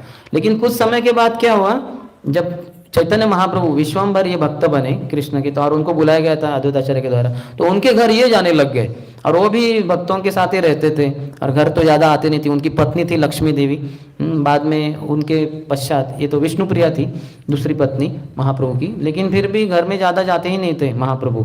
तो इसलिए अभी सची माता को बहुत ही ज़्यादा लगा कि ये तो बहुत ही ज़्यादा हो रहा है अभी, कि अभी मेरा दूसरे पुत्र को भी लेके जाएंगे ये अद्वैत आचार्य, शायद ये भी घर गृहस्थी से विरक्त हो रहा है, पता नहीं ये आगे जाके संन्यास ले लिया तो मैं और मेरी बहू बस दोनों ही रह जाएंगे घर में। तो अभी उनका ज़्यादा हो गया तो थोड़ा एक तरीके से सहन के बाहर, तो फिर वो बाकी भक्तों के बीच में, यानी बाकी जो माताएं वगैरह उनके बीच में बोलने लगी कि ये अद्वैत है ना, इन्होंने मेरे पहले पुत्र को ले लिया, अभी शायद दूसरे पुत्र को भी ले रही है। ये तो नाम में अद्वैत है लेकिन असलियत में द्वैत है ना। अद्वैत यानी दूसरे नहीं, भगवान से एक है, लेकिन ये तो द्वैत कर रहे हैं, है ना, मेरे बच्चों के ले रहे वगैरह। तो ये जो अपराध था, जो ऐसा कुछ बहुत बड़ा अपराध नहीं था, बहुत बड़े लोगों के बीच में नहीं बोला था, लेकिन फिर भी महाप्रभु इसको जानते थे और इस घटना के द्वारा दिखाना चाहते थे कि आप कोई भी क्यों ना हो, भगवान की माँ भी क्यों ना हो, लेकिन अगर आप अपराध करेंगे भक्तों का तो आपको कुछ इस संसार में कृष्ण प्रेम नहीं प्राप्त होगा। कितनी भी भक्ति कीजिए, कितना भी बड़ा पद हो वगैरह, तो भक्तों के प्रति आदर भावना ही हमें रखनी चाहिए। ऐसे तो बहुत सारी लीलाएं हैं, लेकिन हम देखना चाहेंगे आपका कोई प्रश्न है। सब लीला ही है, तो लीला के ऊपर प्रश्न नहीं पूछ सकते शायद, कैसा क्यों किया उन्होंने, वैसा क्यों किया, लेकिन तत्व के बारे में अगर कुछ है तो, या स्पष्टीकरण अधिक।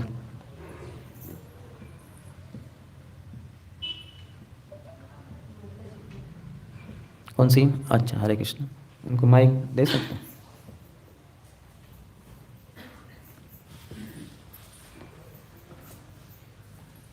आज के पवित्र दिन जहाँ आचार्य प्रकट होते हैं, जैसे अद्वैत आचार्य भगवान ही है स्वयं, तो इस दिन थोड़ा उनकी लीलाओं के, उनके तत्व के बारे में जानना महत्वपूर्ण होता है। सभी आचार्यों ने इसके बारे में संस्तुति की है, तो इसलिए हम आज इनके बारे में चर्चा की। हालांकि तत्वज्ञान ज़्यादा था ही नहीं उसमें, लेकिन ये ज़रूरी है उनके बारे में जानना।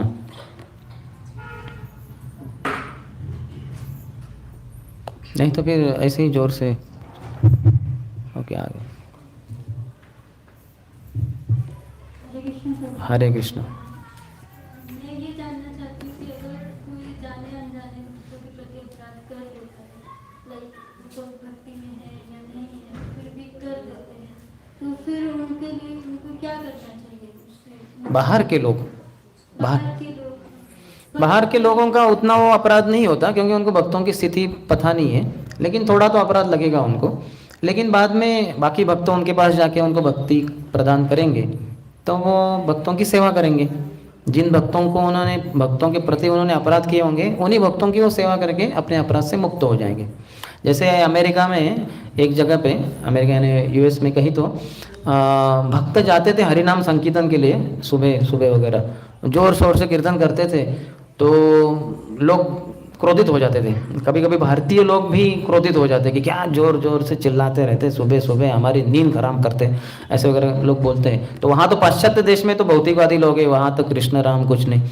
तो वो तो एक जो मार्केट था उसमें एक व्यक्ति है, वो बहुत क्रोधित हो गए, भक्तों के ऊपर से टोमेटो वगैरह फेंकता था, पिटाई भी करता था, उनको टोमेटो फेंकता था वगैरह, तो भक्तों को लगते थे, वो फूटते थे वगैरह। तो फिर लेकिन बाद में क्या हुआ, किसी भक्त ने उनको प्रसाद वगैरह दिया, तो प्रसाद से बहुत आकर्षित हो गया, वो बहुत अच्छा लगा। फिर बाद में भक्त बना, तो रोज़ भक्त संकीर्तन के लिए आते थे, तो उनको टोकरी भर के टोमेटो देता था कि मंदिर में भगवान को भोग चढ़ाइए। तो ऐसे तो अभी उसका अपराध मुक्त हो गया। हालांकि पहले टोमेटो फेंके उसने, अभी टोमेटो दे रहा है दान में। और अगर यही अपराध कोई भक्त करे तो हम जब वांछाकल्पतरुभ्यश्च कृपा सिन्धुभ्येव च पतितानां पावनेभ्यो वैष्णवेभ्यो नमो नमः, ये जो पंचांग प्रणाम करते हैं सभी वैष्णवों के प्रति, सुबह जो करते हैं विशेषता 10 नाम अपराध के बाद, जो उसका गायन करने के बाद, तब हमारे जो अनजाने में किए पाप अपराध है वो मिट जाते हैं। और इसके अलावा हम सेवा जब जारी रखते हैं, देखिए समझिए मैं जल्दी से, कुछ तो हो गया, मैं जल्दी से यहाँ से भाग गया, भागते भागते किसी भक्त के जो घुटने हैं उसको मेरा पाँव लग गया, लेकिन मैं इतना तेजी से भागा मुझे समझा ही नहीं कि पाँव लग गया, तो मुझसे अपराध हो गया, लेकिन अनजाने में हो गया, मुझे पता ही नहीं। पता होता तो तुरंत मैं उसको हाथ लगा के उनके घुटने को मैं अपने सर पे लगा के माफ़ी मांगता था, लेकिन मुझे पता नहीं, मैं तो चला गया, तो अभी अनजाने में हो गया।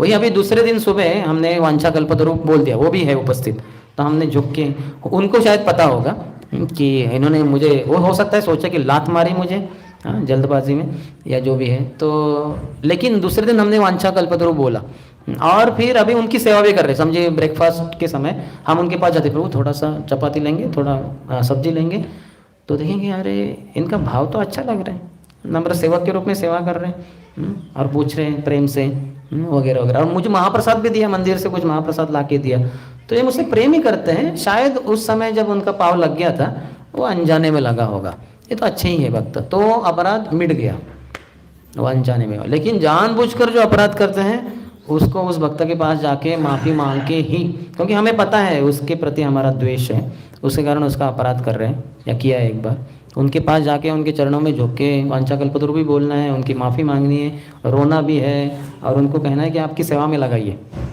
तो सेवा अगर दे ही नहीं, वो बहुत क्रोधित है, बोले नहीं भाग जाओ यहाँ से, अपराध करते हो और फिर बार बार ऐसे कहते हैं नहीं जाओ, तो वो माफ़ करने को तैयार, लेकिन नहीं हमें माफ़ करने को, लेकिन हम अगर हरि नाम लेते रहे ऐसी स्थिति में, भगवान से गिड़गिड़ा कर प्रार्थना करेंगे कृपया वो हमें माफ़ ही नहीं कर रहे हैं, तो आप कुछ कीजिए, तो भगवान माफ़ कर देंगे। लेकिन पहले तो जाना है, अपने मिथ्या अहंकार के विरोध में जाके उस भक्त के चरणों में झुकना है ना, रोना है, ये सब करना है। यस, हरे कृष्ण। और कोई? सची माता ने किया, यस, तो सची माता ने, है ना, हालांकि वो ये लीला है ये, लेकिन फिर भी उन्होंने अद्वैत आचार्य के चरणों की धूली ले ली। जैसे चैतन्य महाप्रभु ने कहा था कि अगर ये माता अद्वैत आचार्य, उधर उनको विदुर प्रभु, जस्ट वन क्वेश्चन, ये माता मेरी अगर अद्वैत आचार्य के चरणों की धूली ले तो इनको अपराध से मुक्त हो जाए, और ले लिया सच्ची माता ने।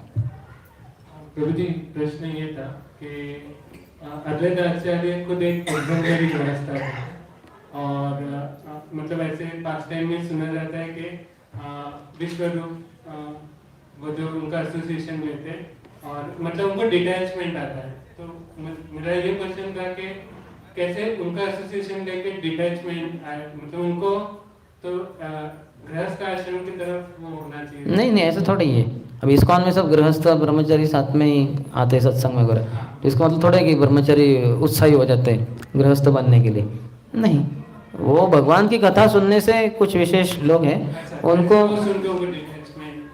हाँ, और गृहस्थ भी डिटैच हो जाते हैं, लेकिन इतने डिटैच नहीं कि वो शादी किया और 2 दिन के बाद घर से चले गए, संन्यास ले लिया, वैसे नहीं। जिसने गृहस्थ आश्रम में प्रवेश किया तो उसको फिर 25 उम्र में जो विवाह किया करीबन, तो लेके 50 उम्र तक करीबन अगले 25 साल उनको घर गृहस्थी करना है सामान्यता।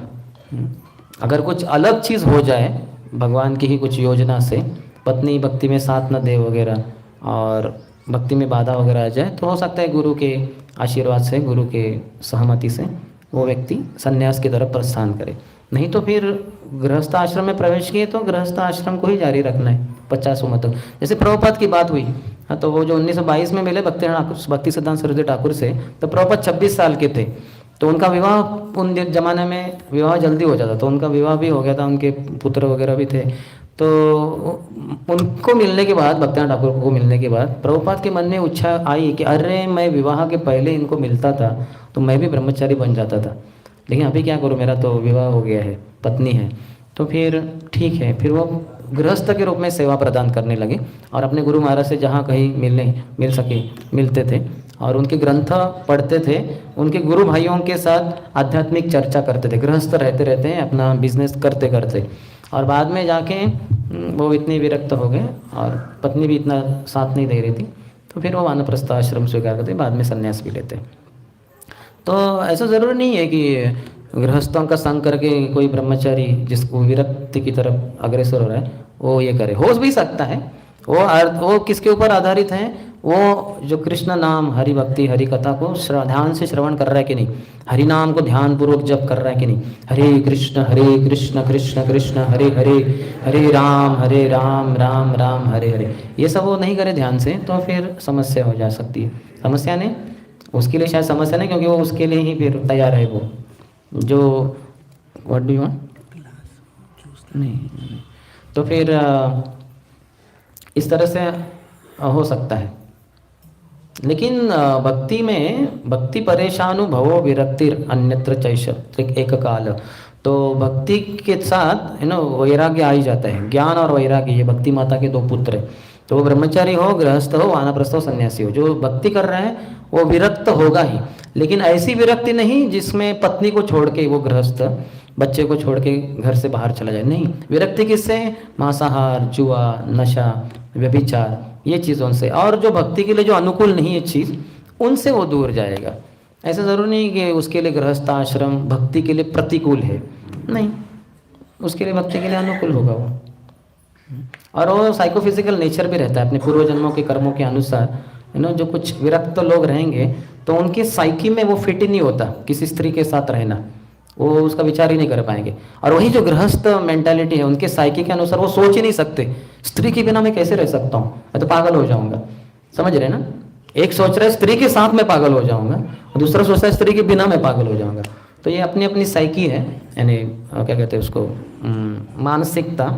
तो ये पूर्व जन्मों के कर्मों के अनुसार, तो जैसे हमारा फिजिक है, हमारा जो शरीर है, किसी का ऊंचा, किसी का छोटा, लंबा चौड़ा, मोटा, कोई काला, कोई गोरा, कोई ये सब जो है अपने पूर्व जन्मों के कर्मों के अनुसार है। और वैसे ही हमारी साइकी भी है, मानसिकता भी है। तो कुछ लोग वैसे ही वो विरक्त रहेंगे, वो इन सब चीज़ों के प्रति पीछे नहीं होंगे वो। लेकिन कुछ रहेंगे थोड़े बीच में, भगवान की भक्तों की कृपा से शायद वो ब्रह्मचर्य आश्रम में आ गए, उनके नसीब में नहीं है, उनके इसमें वो संन्यास रेखा वगैरह नहीं है, लेकिन भक्तों की कृपा से आ गए वो। लेकिन अगर भक्तों का अपराध करेंगे फिर मन में उनकी भौतिक वासनाएं आ जाएंगी, फिर वो आश्रम छोड़ के, ब्रह्मचर्य आश्रम छोड़ के उनको विवाह करना ही पड़ेगा, क्योंकि उनको कृपा सिद्ध थे। जैसे कृपा के द्वारा ब्रह्मचारी बने थे और कृपा के द्वारा ब्रह्मचारी रह सकते थे, लेकिन उन्होंने गलती कर दी, अपराध कर दिया। जिनकी कृपा से आए वो आश्रम में, खुद का तो क्वालिफिकेशन था नहीं, जिनकी कृपा से आए उनके प्रति अपराध कर दिया तो बाहर। तो हर किसी को विरक्त होना ही है, लेकिन वो विरक्ति अलग प्रकार की रहेगी। जैसे स्टूडेंट्स हैं, ब्रह्मचारी हैं, उनके लिए है कि बेस्ट एजुकेशन, तो शास्त्रों में उनको बड़ा आनंद आएगा, रोज़ प्रभुपाद किताब पढ़ना वगैरह, ये ब्रह्मचारियों के लिए बहुत ही आसान है। और गृहस्थों के लिए क्या है? इंद्रिय तृप्ति with the disposition, charitable disposition. इंद्रिय तृप्ति यानी ऐसे नहीं कि कुछ भी करो, उनको प्रसाद ही लेना है, प्याज लहसुन नहीं, जुआ नहीं, नशा नहीं, वो सब कुछ नहीं, है ना। लेकिन वो गृहस्थ अपने पत्नी को बोल सकता है कि आज हमारे गोपाल को पकोड़े खिलाए जाए, यानी इनको पकोड़े खाने की इच्छा हो रही है शायद। हमारे ब्रह्मचर्य ऐसे बोल ही नहीं सकते, प्रभु हमारे गिरिवधारी प्रभु आज हमारे गौर निताई को पकोड़े खिलाए जाए। ये बोलेंगे आप बाहर जाओ, पुस्तक वितरण करके आओ। पकोड़े क्या, जो करेला सब्जी बना है वो भी नहीं मिलेगा शायद। बोलेंगे आज करेला सब्जी है, तो वो ब्रह्मचर्य ठंडा हो जाएगा। तो वो थोड़ा अलाउड है गृहस्थों के लिए, थोड़ा इंद्रिय तृप्ति, जो ब्रह्मचर्य के लिए अलाउड नहीं है। लेकिन चैरिटेबल डिस्पोजिशन, उनको दान देने में उत्साही रहना चाहिए गृहस्थों को। वैसे वानप्रस्थों के लिए तपस्या और सन्यासियों के लिए प्रीचिंग, ये 4 आश्रमों के लिए 4 अलग अलग कार्य है। यस, ठीक है, यहीं पे विराम देते हैं। श्री अद्वैताचार्य प्रभु की जय। श्री अद्वैताचार्य आविर्भाव महादिन महामहोत्सव की जय। श्रील प्रभुपाद की जय। समवेत गौर भक्तवृंद की जय। निताई गौर प्रेमानंदी। आज सही में हमारे आश्रम में करेला का सब्जी बनाया। कृष्णा, मुझे पता नहीं था, सॉरी, मैंने उनको नहीं बताया था करेला सब्जी बनाने।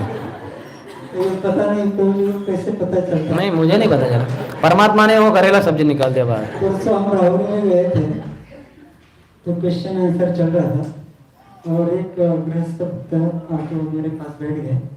उनके हाथ में देखा मैंने, वो उनके बेटे का शादी का कार्ड सब इन्विटेशन देने के लिए आ रहे। बेटी का साथ में तो एक प्रश्न का उत्तर दे रहे थे, तो उस उत्तर में बोल रहे थे ये 52 के बाद 51 के बाद 50 के बाद हमें संन्यास लेना चाहिए। 51 52 वन में जाना चाहिए। नहीं तो लोग फंसते हैं बेटी का शादी करना है इसका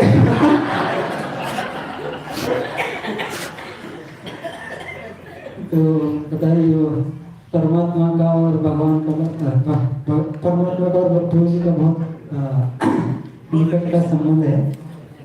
कई सारे चीजें एक में और कुछ तो एकदम जो चीज मतलब एकदम जो चाहिए वही उनके मुख से निकलता है। तो भगवान बराबर प्रेरणा देते हैं। जो ऐसे भक्त होते हैं प्रामाणिकता से अपने जीवन में भक्ति को पालन करते हैं और जो अंदर बाहर एक होते हैं, तो ऐसे भक्तों के हृदय में भगवान एकदम बराबर प्रेरणा देते हैं। जो हमारे लिए चाहिए वही चीज़ हमको प्राप्त होता है। पिछले 3 दिन से मैं देख रहा हूँ कि सही में हमारे जीवन में जहाँ पे भी गड़बड़ चल रहा है, जहाँ जरूरत है जो कुछ चीज़ की, वही सारी बहुत सारी चीज़ें उनसे हमें उनके सुनने को प्राप्त हुई है। तो प्रभु जी को बहुत बहुत धन्यवाद देते हैं उनके इतने अच्छे संग के लिए। और वैसे प्रभु जी बोले गए हैं कि अभी जब भी बुलाएंगे वो यहाँ पे नगर में आएंगे, तो इसके लिए भी मैं उनको धन्यवाद देता हूँ।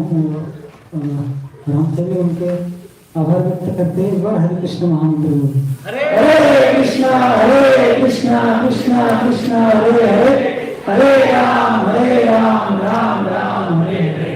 श्रीमान सुंदर श्याम प्रभु की शिल प्रभुपाद की जय। और कल कुछ भक्त आए नहीं थे, आ नहीं पाए थे शाम को तो कुछ भक्त बाकी हैं। तो प्रभु जी को मैं रिक्वेस्ट करता हूँ उन भक्तों को उनके हाथों से गिफ्ट दे दें।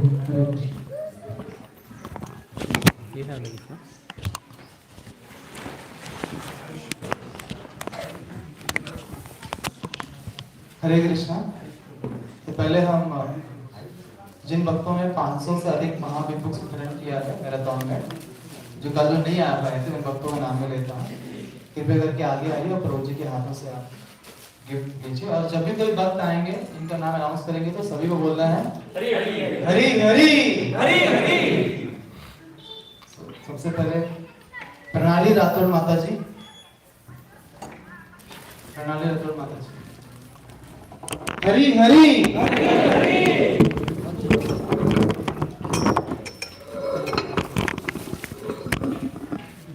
विजय कोकरे प्रभु जी एंड पुष्पोजी माता जी। हरि हरि। हिजरेश राघव चरण प्रभु जी। हरि हरि। सिर्फ प्रभु जी बोल रहे हैं, बात में नहीं बोल रहे हैं। हिजरेश वैष्णव कोशी प्रभु जी माता जी। हरि हरि। जुम्बर प्रभु जी, जुम्बर प्रभु जी।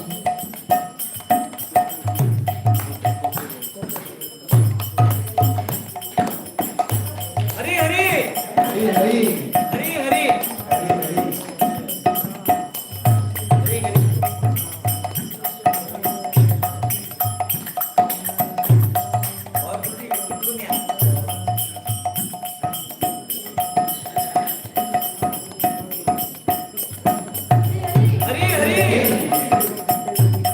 भक्तों ने 250 से अधिक बुक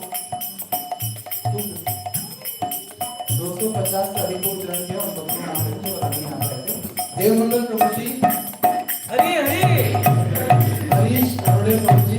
हरि हरि। सुकुलनी माता जी। हरि हरि हरि। सुविद्या माता जी। हरि हरि।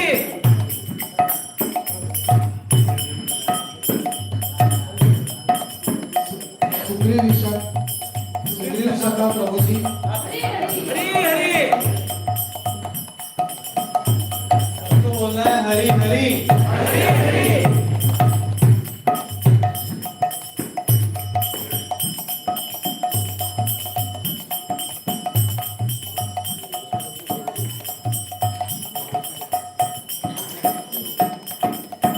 जिन भक्तों ने 21 से अधिक नाम वितरण किया था उन भक्तों का नाम लेता हूँ। सौरव जादव प्रभु जी। हरि हरि। उदय कुलकर्णी प्रभु जी। हरि हरि। जी। और प्रभु जी। पद्मिनी राधा माता जी। उन्होंने प्रभु जी एंड माता जी।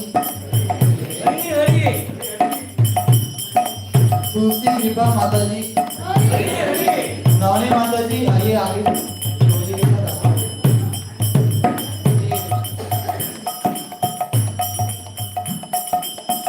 तुलसी कृपा माता जी। कृष्ण प्रेयसी माता जी। परम किशोरी माता जी। अर्चना यादव माता जी। बाल गोपिका माता जी।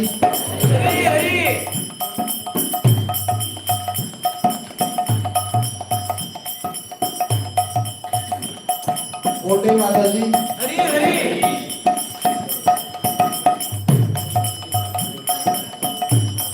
सतीश प्रभु। सुजाता कुलकर्णी माता जी।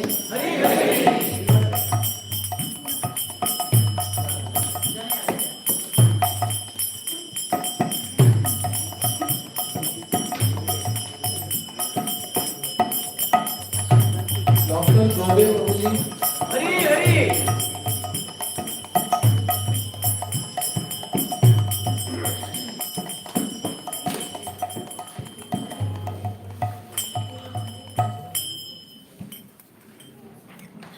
हरे कृष्णा। अभी सही वक्त प्रसाद कीर्तन, अभी गौर आरती होगा। गौर आरती के बाद प्रसाद होगा। सभी गौर आरती के लिए अपने अपने स्थान पे खड़े हो जाइए। हरे कृष्ण।